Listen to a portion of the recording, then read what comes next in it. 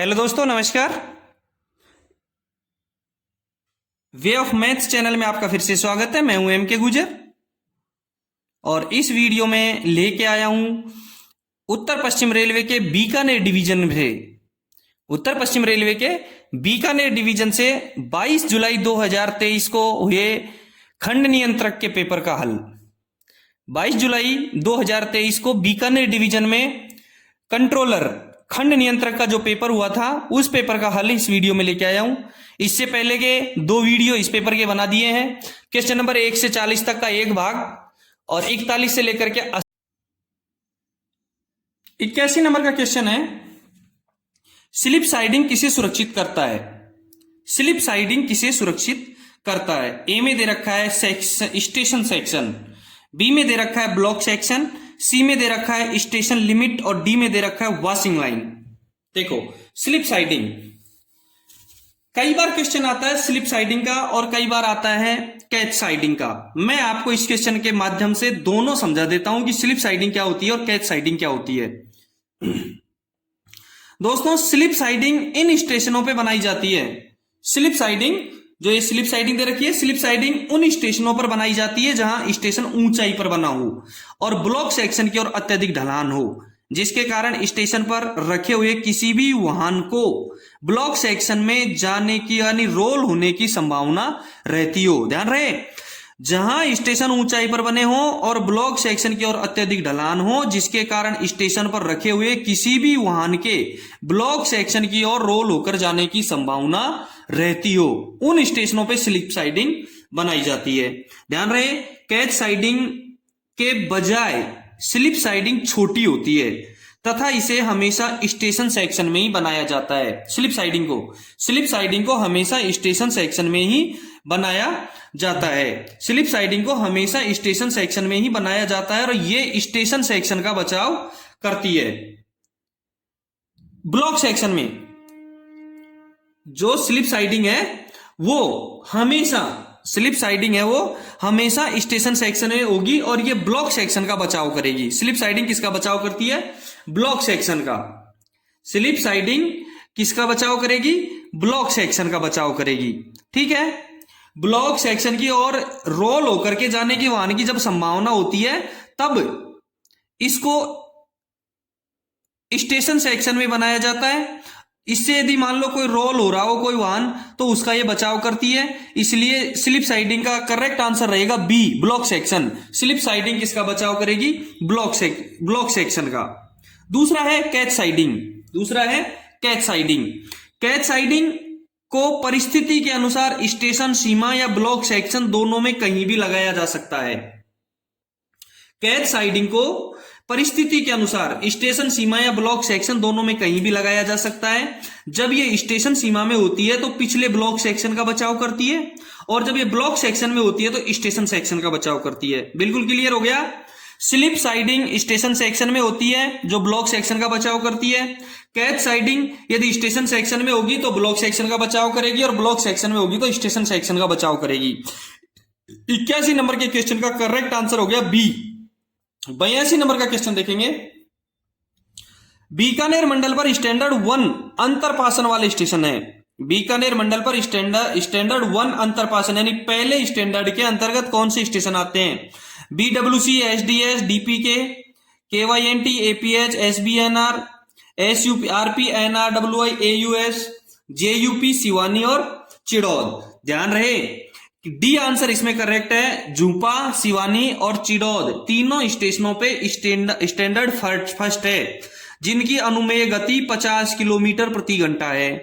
ध्यान रहे, स्टैंडर्ड के हिसाब से स्टेशनों को 4 भागों में बांटा गया है, फर्स्ट, सेकंड, थर्ड और फोर्थ।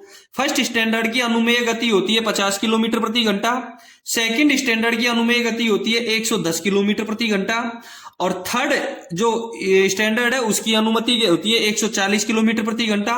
फोर्थ स्टैंडर्ड है उसकी अनुमेय गति होती है 160 किलोमीटर प्रति घंटा। इसलिए बीकानेर मंडल में स्टैंडर्ड फर्स्ट का अंतरपासन वाला स्टेशन है डी में झूपा, सिवानी और चिड़ौद। क्वेश्चन नंबर 82 का करेक्ट आंसर रहेगा डी। क्वेश्चन नंबर 83 देखेंगे, पेंटियम शब्द कंप्यूटर के किस भाग से संबंधित है? पेंटियम शब्द कंप्यूटर के किस भाग से संबंधित है? Random access memory, micro processor, hard disk drive, read only memory. Correct answer रहेगा इसका बी, माइक्रो प्रोसेसर। पेंटियम शब्द कंप्यूटर के माइक्रो प्रोसेसर से संबंधित है। दोस्तों यदि आपने चैनल को सब्सक्राइब नहीं किया है तो एक बार चैनल को सब्सक्राइब जरूर कर दें। इससे पिछले क्वेश्चनों के वीडियो मैंने डाल दिए हैं, वो आप जरूर देखें, उनका लिंक मैंने डिस्क्रिप्शन में दे रखा है। यदि कोई प्रॉब्लम हो तो मेरे कमेंट बॉक्स में जरूर कमेंट करें। क्वेश्चन नंबर 84 देखेंगे। क्वेश्चन नंबर 84 में लिखा है सावधानता आदेश जारी करने के लिए निम्न में से कौन सा एप्लीकेशन सॉफ्टवेयर प्रयोग किया जाता है? Caution order. Which one of the following application software is used to issue caution order? Caution order जारी करने के लिए निम्न में से कौन सा एप्लीकेशन सॉफ्टवेयर प्रयोग किया जाता है? एक एक को बता देता हूं। ए में दे रखा है FOIS, freight operation information system. FOIS का फुल फॉर्म होगा freight operation information system. B में दे रखा है ICMS integrated coaching management system, TMS. C में दे रखा है टीएमएस ट्रैक मैनेजमेंट सिस्टम, और डी में दे रखा है सीएमएस क्रू मैनेजमेंट सिस्टम। चारों एप्लीकेशंस के नाम हो गए freight operation information system, integrated coaching information management system, track management system और क्रू मैनेजमेंट सिस्टम। ध्यान रहे आईसीएमएस में एक सॉफ्टवेयर और होता है, वो होता है सीओए। आईसीएमएस में एक सॉफ्टवेयर होता है सीओए, एक एप्लीकेशन होता है क्वेश्चन ऑर्डर एप्लीकेशन। तो सावधानता आदेश क्वेश्चन ऑर्डर एप्लीकेशन आईसीएमएस से निकाले जाते हैं। आईसीएमएस सॉफ्टवेयर में प्रयोग किया जाता है क्वेश्चन ऑर्डर निकालने के लिए आईसीएमएस का सीओए क्वेश्चन ऑर्डर एप्लीकेशन। तो 84 नंबर का क्वेश्चन का करेक्ट आंसर रहेगा B, ICMS integrated coaching management system. ठीक है, 84 नंबर के क्वेश्चन का करेक्ट आंसर रहेगा बी। 85 नंबर का क्वेश्चन देखेंगे। टीसीएएस का पूर्ण विस्तार बताएं। TCAS traffic control auto system नहीं, traffic collision avoidance system, traffic collision avoidance system, यातायात टकराव बचाव प्रणाली। बिल्कुल करेक्ट आंसर रहेगा TCAS traffic collision avoidance system, traffic collision avoidance system यानी कि यातायात टकराव बचाव प्रणाली। 85 नंबर के क्वेश्चन का करेक्ट आंसर रहेगा बी। 86 नंबर का क्वेश्चन देखेंगे। 86 नंबर के क्वेश्चन में है सीपीआर देते समय एक चक्र में दबाव और कृत्रिम श्वास में क्या अनुपात होता है? सीपीआर देते समय एक चक्र में दबाव और कृत्रिम श्वास में क्या अनुपात होता है? मैं पहले आपको बता दूं सीपीआर होता क्या है। सीपीआर का फुल फॉर्म होता है कार्डियो पुल्मोनरी रेसिसिएशन, कार्डियो पुल्मोनरी रेसिसिएशन। ये एक आपातकालीन जीवन रक्षक प्रक्रिया है। सीपीआर एक आपातकालीन जीवन रक्षक प्रक्रिया है जो तब की जाती है जब किसी सांस या दिल की धड़कन रुक जाती है। सीपीआर जब की जाती है जब किसी सांस या दिल की धड़कन रुक जाती है। यह किसी चिकित्सकीय आपात स्थिति के बाद हो सकती है, जैसे बिजली का झटका, दिल का दौरा या डूबना। सीपीआर बचाव श्वास और छाती संपीड़न को जोड़ती है। सीपीआर बचाव श्वास और छाती संपीड़न को जोड़ती है। ठीक है, और इसका करेक्ट आंसर रहेगा 30 दबाव और 2 श्वास। बी आंसर करेक्ट रहेगा। सीपीआर का जो चक्र में दबाव और कृत्रिम श्वास है वो 30 दबाव और 2 श्वास है। यानी 86 नंबर के क्वेश्चन का करेक्ट आंसर रहेगा बी। इसका फुल फॉर्म दोबारा से सुन लो, कार्डियो पुल्मोनरी रेसिसिएशन होता है। सीपीआर का फुल फॉर्म कार्डियो पुल्मोनरी रेसिसिएशन होता है। इसमें 30 दबाव के साथ 2 श्वास का अनुपात चलता है। क्वेश्चन नंबर 86 का करेक्ट आंसर रहेगा बी। क्वेश्चन नंबर 87 देखेंगे। यदि आप डिपार्टमेंटली तैयारी कर रहे हैं तो मेरे पेपरों को आप जरूर पढ़ें। पीडीएफ डाउनलोड करने के लिए डिस्क्रिप्शन में टेलीग्राम चैनल का लिंक दे रखा है, उस पर क्लिक करें और वहां से अपनी पीडीएफ डाउनलोड कर सकते हैं। ठीक है, यदि आपके डिवीजन में कोई पेपर हुआ है तो मेरे को जरूर भेजिएगा, और सब्सक्राइब नहीं किया है तो चैनल को एक बार जरूर सब्सक्राइब करिएगा। 87 नंबर के क्वेश्चन में है अत्यधिक रक्तस्राव को रोकने के लिए क्या करना चाहिए? अत्यधिक रक्तस्राव को रोकने के लिए क्या करना चाहिए? ए में दे रखा है पीड़ित को तुरंत आरामदायक स्थिति में लाना चाहिए। बी में दे रखा है साफ कपड़े अथवा हाथ से रक्तस्राव वाले स्थान पर प्रत्यक्ष दबाव। सी में दे रखा है साफ कपड़े से ढक दें, और डी में दे रखा है पीड़ित को ऑक्सीजन दें। करेक्ट आंसर रहेगा इसका बी, साफ कपड़े अथवा हाथ से रक्तस्राव वाले स्थान पर प्रत्यक्ष दबाव।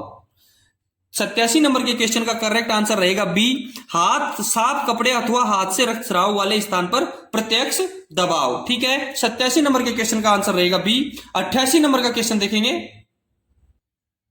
88 नंबर के क्वेश्चन में है कार्बन डाइऑक्साइड अग्निशामन किस प्रकार के ईंधन की आग के लिए निर्धारित है? अग्निशामक यंत्र कार्बन डाइऑक्साइड वाला किस प्रकार के ईंधन के आग के लिए निर्धारित है? पहले मैं आपको बता दूं कि आग को 4 भागों में बांटा गया है, ए बी सी डी। जो ए भाग है उसमें ठोस सामग्री जैसे लकड़ी या कागज, कपड़ा व कुछ प्लास्टिक, इसको ए में दिया गया है। बी में तरल पदार्थ या गैस जैसे अल्कोहल, ईथर, गैसोलीन और ग्रीस। सी में उपकरणों, इलेक्ट्रिक उपकरणों और वायरिंग से जो विद्युत विफलता है उसको सी भाग में बांटा गया है। और डी में धात्विक पदार्थ जैसे सोडियम, टाइटेनियम, जिरकोनियम या मैग्नीशियम, इनको डी में लिया गया है। तो स्पेशल तरीके से आग को 4 भागों में बांटा गया है। तो उसी प्रकार से अग्निशामन जो यंत्र है उनको भी 5 प्रकार के भागों में बांटा गया है। अग्निशामन यंत्रों को 5 प्रकार के भागों में बांटा गया है। पहला है वाटर, दूसरा फोम, तीसरा ड्राई पाउडर, चौथा CO2 और पांचवा वेट केमिकल जो रसोई के खाद्य तेलों के लिए यूज होता है, वेट केमिकल। ठीक है, अब देखेंगे कार्बन डाइऑक्साइड वाला जो अग्निशामन यंत्र है वो किस प्रकार की आग के लिए उत्तरदायी यानी बुझाने में सक्षम है। इसका आंसर रहेगा बी और सी क्लास, यानी तरल पदार्थ या गैस जैसे अल्कोहल, ईथर, गैसोलीन और ग्रीस, इसमें कार्बन डाइऑक्साइड वाला काम आएगा। और सी उपकरणों, इलेक्ट्रिक उपकरणों और वायरिंग से जो विद्युत सफलता के अनुसार के द्वारा जो आग लगती है उसमें ये काम आएगा। तो 88 नंबर के क्वेश्चन का करेक्ट आंसर हो गया ए। बी और सी क्लास की आग को बुझाने के लिए CO2 वाला यूज किया जाता है। कार्बन डाइऑक्साइड वाला एग्जीक्यूटर है वो बी और सी प्रकार की आग को बुझाने के लिए काम में लिया जाता है। 88 नंबर के क्वेश्चन का करेक्ट आंसर रहेगा ए। 89 नंबर का क्वेश्चन देखेंगे। अग्नि त्रिकोण के 3 तत्व कौन से होते हैं? The 3 elements of the fire triangle are water, heat, source, fuel, oxygen, water, fuel, oxygen, fuel, a heat source, fuel, oxygen और वाटर। 89 नंबर का क्वेश्चन का करेक्ट आंसर रहेगा C, oxygen, fuel, a heat source. Oxygen, fuel, a heat source. 89 number के question का correct answer रहेगा C. 90 number का question देखेंगे। 90 number के क्वेश्चन में है IRMS का विस्तार क्या है? Full form of IRMS, full form of IRMS। IRMS का फुल फॉर्म हो गया, देखेंगे ए में दे रखा है इंडियन रेलवे मैनेजमेंट सिस्टम, बिल्कुल करेक्ट आंसर रहेगा ए। IRMS का फुल फॉर्म का करेक्ट आंसर ए रहेगा, इंडियन रेलवे मैनेजमेंट सिस्टम, भारतीय रेलवे प्रबंधन प्रणाली, इंडियन रेलवे मैनेजमेंट सिस्टम, भारतीय रेलवे प्रबंधन प्रणाली। करेक्ट आंसर 90 का ए रहेगा। 91 नंबर का क्वेश्चन देखेंगे। ऑपरेटिंग रेशो क्या है? ऑपरेटिंग रेशो क्या है? What is the operating ratio? भारतीय रेलवे में परिचालन विभाग की कार्य लागत, बी में दे रखा है भारतीय रेलवे में परिचालन विभाग तथा इंजीनियरिंग विभाग के कार्य लागत अनुपात, ए एंड बी दोनों। और डी में दे रखा है सरल कमाई और कामकाजी खर्च के बीच का अनुपात। रेशो जिसमें है वो इसका करेक्ट आंसर है। करेक्ट आंसर रहेगा डी, ऑपरेटिंग रेशो क्या है? सरल कमाई और कामकाजी खर्च के बीच का अनुपात। सरल कमाई और कामकाजी खर्च के बीच के अनुपात को क्या कहेंगे? ऑपरेटिंग रेशो कहेंगे, ऑपरेटिंग रेशो कहेंगे। 91 नंबर के क्वेश्चन का करेक्ट आंसर रहेगा डी। 92 नंबर का क्वेश्चन देखेंगे। 92 नंबर के क्वेश्चन में है एनआरटीआई किस शहर में स्थित है? एनआरटीआई किस शहर में स्थित है? एनआरटीआई होता क्या है? एनआरटीआई का फुल फॉर्म है national rail and transportation institute. National rail and transportation institute, NRTI. A में सूरत, बी में वडोदरा, सी में अहमदाबाद और डी में पुणे। ये वडोदरा में स्थित है। National rail and transportation institute Vadodara में स्थित है। 92 नंबर के क्वेश्चन का करेक्ट आंसर रहेगा बी। 92 नंबर के क्वेश्चन का, यानी NRTI national rail and transportation institute बड़ोदरा में स्थित है। 92 नंबर का करेक्ट आंसर बी रहेगा। 93 नंबर का क्वेश्चन देखेंगे। 93 नंबर के क्वेश्चन में है मिशन कर्मयोगी संबंधित है। मिशन कर्मयोगी संबंधित है। ए में दे रखा है रेलवे कर्मचारियों की क्षमता के निर्माण के लिए प्रशिक्षण। बी में दे रखा है रेलवे के अग्रिम पंक्ति के कर्मचारियों के लिए प्रशिक्षण। सी में दे रखा है लोक सेवकों सरकारी कर्मचारियों की कार्य क्षमता में वृद्धि के लिए। बिल्कुल करेक्ट आंसर सी रहेगा इसका। 93 का करेक्ट आंसर रहेगा सी। लोक सेवकों सरकारी कर्मचारियों की कार्य क्षमता में वृद्धि के लिए मिशन कर्मयोगी चलाया गया है। मिशन कर्मयोगी लोक सेवकों और सरकारी कर्मचारियों के कार्य क्षमता में वृद्धि के लिए चलाया गया है। 93 नंबर के क्वेश्चन का करेक्ट आंसर रहेगा सी। 94 नंबर का क्वेश्चन देखेंगे। भारत की प्रथम ट्रेन द्वारा कितनी दूरी तय की गई थी? भारत की प्रथम ट्रेन द्वारा कितनी दूरी तय की गई थी? ए में दे रखा है 33 किलोमीटर, बी में दे रखा है 36 किलोमीटर, सी में दे रखा है 34 किलोमीटर और डी में दे रखा है 43 किलोमीटर। ध्यान रहे, भारत की पहली रेल 16 अप्रैल 1853 को चलाई गई थी। भारत की पहली रेल 16 अप्रैल 1853 को चलाई गई थी। बोरीबंदर से ठाणे के बीच में, बोरीबंदर बॉम्बे से ठाणे के बीच में 16 अप्रैल 1853 को बोरीबंदर बॉम्बे से ठाणे के बीच में भारत की पहली रेल चली थी, जिसने 34 किलोमीटर की दूरी तय की थी। 34 किलोमीटर की दूरी तय की थी। करेक्ट आंसर रहेगा 94 का सी। 94 नंबर के क्वेश्चन का करेक्ट आंसर रहेगा सी। ध्यान रहे, 3 इंजनों से संचालित की जाने वाली ट्रेन थी। इंजनों के नाम थे साहिब, सुल्तान और सिंध। जो पहली ट्रेन थी 16 अप्रैल 1853 को चलाई गई थी भारत में, उनके 3 इंजनों से उसको संचालित किया गया था, जिसमें इंजनों के नाम थे साहिब, सुल्तान और सिंध।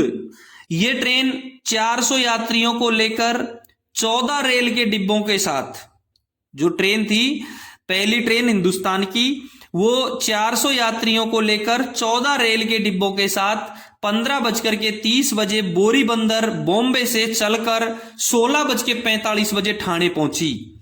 यह सफर इस ट्रेन ने 1 घंटे 15 मिनट में किया है। यह सफर इस ट्रेन ने 1 घंटे 15 मिनट में किया है। तो 94 नंबर के क्वेश्चन का करेक्ट आंसर रहेगा सी, 34 किलोमीटर। करेक्ट आंसर रहेगा सी, 34 किलोमीटर। 95 नंबर का क्वेश्चन देखेंगे। हॉर्लेज चार्जेज दे हैं, हॉर्लेज चार्जेज दे हैं। Movement containers, movement of loaded wagons, movement empty wagons और ऑल द अबव। 95 नंबर का क्वेश्चन का करेक्ट आंसर रहेगा ए, मूवमेंट ऑफ कंटेनर्स। हॉर्लेज चार्जेज दे हैं, movement of containers. A answer सही रहेगा। 95 नंबर के क्वेश्चन का आंसर रहेगा ए। 96 नंबर का क्वेश्चन देखेंगे। प्रति रैक वैगन रजिस्ट्रेशन फीस कितनी है? प्रति रैक वैगन रजिस्ट्रेशन फीस कितनी है? 25,000, 30,000, 50,000, 1 लाख। बिल्कुल 1 लाख करेक्ट आंसर रहेगा। 96 नंबर के क्वेश्चन का आंसर रहेगा डी, 1 लाख। 96 नंबर के क्वेश्चन का करेक्ट आंसर रहेगा डी, 1 लाख। प्रति रैक वैगन रजिस्ट्रेशन फीस है 1 लाख। 97 नंबर का क्वेश्चन देखेंगे। 97 नंबर के क्वेश्चन में है कि सीपी ग्राम्स से अभिप्राय है। CPGRAMS, सीपी ग्राम्स से अभिप्राय है। Central personal grievance redressed and monitoring system, centralised public grievance redressal and monitoring system, central public grievance redressal and management system. Correct answer रहेगा इसका बी। 97 नंबर के क्वेश्चन का करेक्ट आंसर रहेगा B, centralised public governance, centralised public grievance redressal and monitoring system. केंद्रीयकृत लोक शिकायत निवारण और निगरानी प्रणाली, केंद्रीयकृत लोक शिकायत निवारण और निगरानी प्रणाली। 97 नंबर के क्वेश्चन का करेक्ट आंसर रहेगा बी। करेक्ट आंसर रहेगा बी। सीपी ग्राम का फुल फॉर्म रहेगा centralised public grievance redressal and monitoring system, केंद्रीयकृत लोक शिकायत निवारण और निगरानी प्रणाली। ठीक है, 97 का करेक्ट आंसर रहेगा बी। 98 नंबर का क्वेश्चन देखेंगे, आईआरसीए का क्या अभिप्राय है? आईआरसीए का क्या अभिप्राय है? Indian railway conference association, Indian railway coaching association, Indian railway catering association, Indian railway confidential application. 98 number का क्वेश्चन का आंसर रहेगा ए, इंडियन रेलवे कॉन्फ्रेंस एसोसिएशन। आईआरसीए की फुल फॉर्म हो गई Indian railway conference association. 98 number का करेक्ट आंसर रहेगा ए। 99 number का question देखेंगे, स्पेशल ट्रेनों कोचों की बुकिंग किसके माध्यम से की जाती है? Booking of special train oblique coaches is done through, A में दे रखा है CRIS क्रिस, बी में PRS, सी में IRCTC और डी में IRPSM। करेक्ट आंसर रहेगा इसका सी। 99 नंबर के क्वेश्चन का करेक्ट आंसर रहेगा सी। स्पेशल ट्रेनों या कोचों की बुकिंग किसके माध्यम से की जाती है? IRCTC के माध्यम से।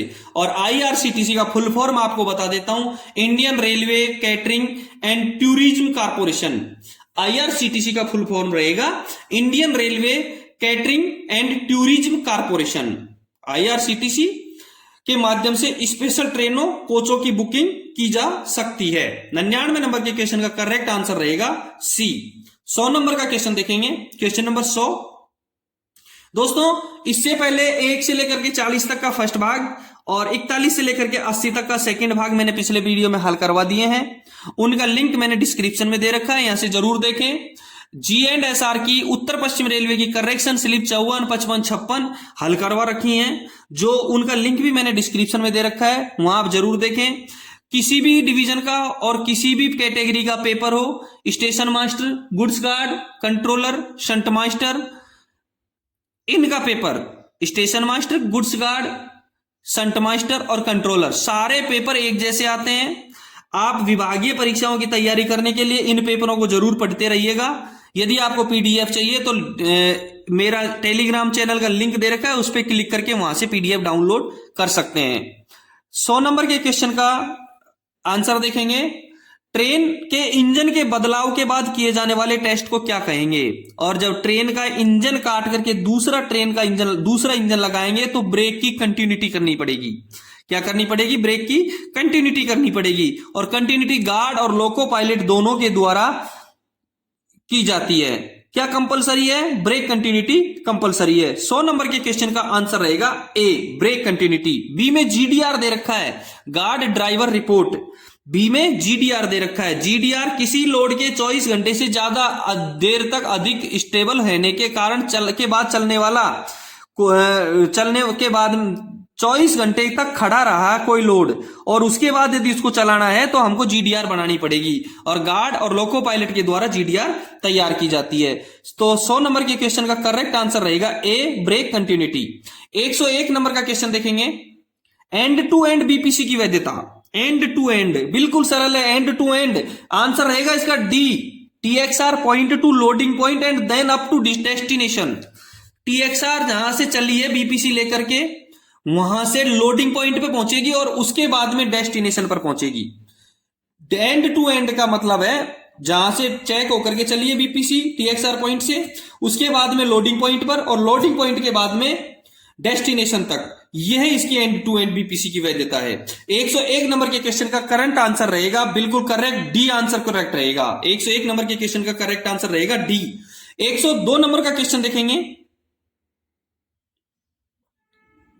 विद्युतीकृत खंड के संबंध में नियम SWR के किस परिशिष्ट के हैं?